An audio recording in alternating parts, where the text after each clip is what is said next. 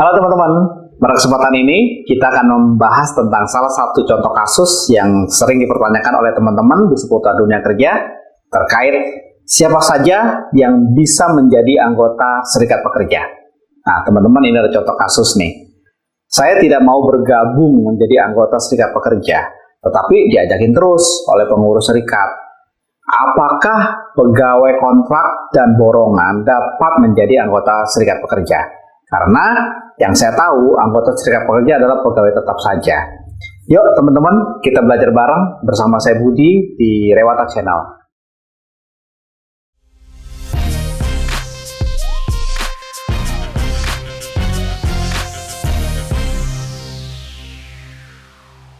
Teman-teman, secara yuridis, status pegawai kontrak yang tersebut di kasus tersebut merupakan kontrak dengan status pekerja tidak tetap.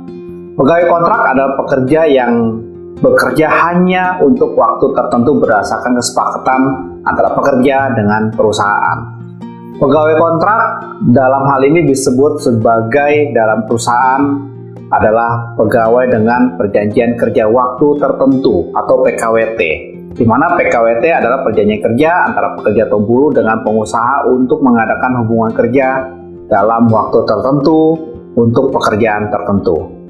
Sedangkan pegawai atau pekerja borongan adalah status pegawai yang dibayar langsung oleh perusahaan berdasarkan hasil kerja yang dihitung per satuan hasil. Tidak termasuk pegawai borongan yang bekerja di rumah sendiri secara maklon. Pekerja borongan ini dalam Undang-Undang Ketenagakerjaan dikenal dengan sebutan pekerja outsourcing atau alih daya. Nah, teman-teman, apa itu serikat pekerja? Serikat pekerja atau buruh adalah organisasi yang dibentuk dari, oleh, dan untuk pekerja, baik di perusahaan maupun di luar perusahaan, yang bersifat bebas, terbuka, mandiri, demokratis, dan bertanggung jawab guna memperjuangkan, membela, serta melindungi hak dan kepentingan pekerja atau buruh, serta meningkatkan kesejahteraan pekerja atau buruh dan keluarganya.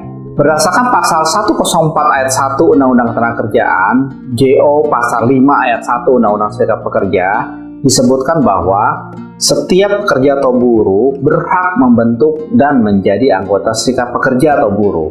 Berdasarkan penafsiran bunyi kedua pasal tersebut, baik dari isi maupun penjelasan, tidak ada ketentuan bahwa pekerja atau buruh yang berhak membentuk dan menjadi anggota serikat pekerja hanyalah bagi karyawan tetap saja.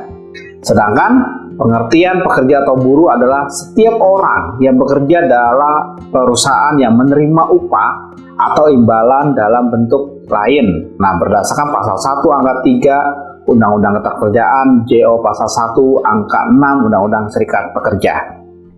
Adapun serikat pekerja atau buruh harus terbuka untuk menerima anggota tanpa membedakan aliran politik, agama, suku bangsa, dan juga jenis kelamin. Sebab serikat pekerja atau buruh dibentuk untuk meningkatkan kesejahteraan dan perlindungan bagi kaum pekerja atau buruh beserta keluarganya. Sehingga serikat pekerja atau buruh tidak boleh membatasi dirinya hanya untuk kelompok atau pekerja atau buruh tertentu saja. Sehingga menurut pemahaman kami, yang diartikan sebagai setiap pekerja atau buruh adalah semua orang yang bekerja dengan menerima upah atau imbalan dalam bentuk lain yang dalam artian termasuk pekerja tetap atau pekerja dengan PKWT dan juga dengan PKWTT maupun pekerjaan borongan ataupun pekerja outsourcing. Hal ini mengingat penjelasan umum Undang-Undang Serikat Pekerja mengatakan pekerja buruh sebagai warga negara mempunyai hak untuk mengumpulkan atau untuk berkumpul dalam sebuah organisasi serta mendirikan dan menjadi anggota serikat pekerja. Hak tersebut juga merupakan hak asasi pekerja atau buruh yang dilindungi dalam pasal 28 Undang-Undang 1945. Untuk mewujudkan hak tersebut, kepada setiap pekerja atau buruh harus diberikan kesempatan yang seluas-luasnya mendirikan dan menjadi anggota serikat pekerja atau buruh. Serikat pekerja atau buruh berfungsi sebagai sarana untuk memperjuangkan, melindungi, dan membela kepentingan dan meningkatkan kesejahteraan pekerja atau buruh dan keluarganya. Lalu, jika teman-teman tidak mau ikut dalam keanggotaan atau organisasi serikat pekerja juga tidak bisa dipaksakan. Teman-teman bisa memutuskan sendiri untuk bergabung atau tidaknya, dan hal tersebut merupakan hak dari teman-teman sendiri. Oke, teman-teman, sampai di sini dulu waktu kita untuk belajar bareng. Semoga hal ini bermanfaat untuk kita semua. Sampai jumpa lagi di sesi berikutnya bersama saya Budi di Rewata Channel. Terima kasih.